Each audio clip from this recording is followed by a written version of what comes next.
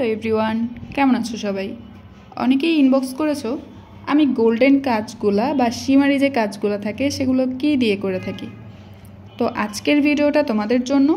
সবাইকে একে একে আসলে বোঝানোর চেয়ে আমি চিন্তা করলাম একটা ছোট্ট করে ভিডিও মেক করে আপলোড করে দিই, এতে করে তোমরাও জানতে পারলে, আরও কারো কোয়েরিজ থাকলে তারাও জানতে পারলো।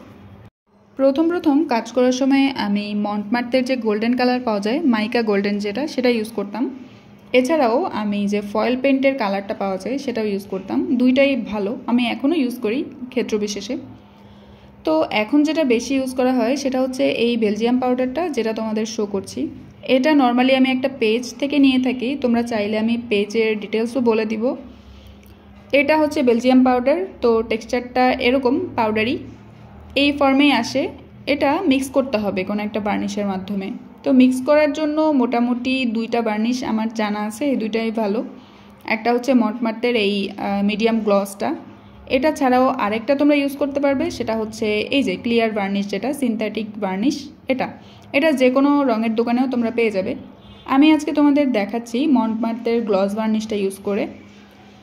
তো এটা মিক্স করার সময় তোমরা অতিরিক্ত বার্নিশ ইউজ করবে না, অল্প অল্প করে মিক্স করতে থাকবে। যখন একটা পারফেক্ট টেক্সচার চলে আসবে তখনই তোমরা আর বার্নিশ ইউজ করবে না।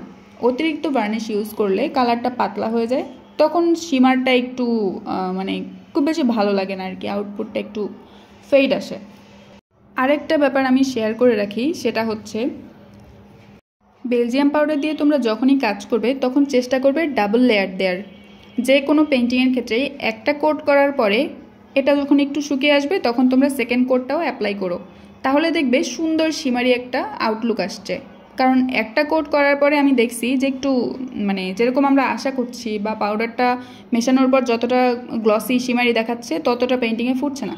বাট আমি দেখলাম যখন সেকেন্ড কোট করেছি তখন খুব সুন্দর একটা আউটপুট এসেছে। এখন আমি তোমাদেরকে একটু সোয়াচ করেও দেখিয়ে দিলাম। তো এই তো তোমাদের প্রশ্নের উত্তর আশা করছি পেয়ে গেছো। এছাড়া যদি কোনো কোয়েরিজ থাকে কমেন্ট করে জানাতে পারো। আর তোমরা চাইলে এই বেলজিয়াম পাউডারটা পারচেস করতে পারো। পেজের ডিটেলস জানার জন্য ইনবক্স অথবা কমেন্ট করে জানাও।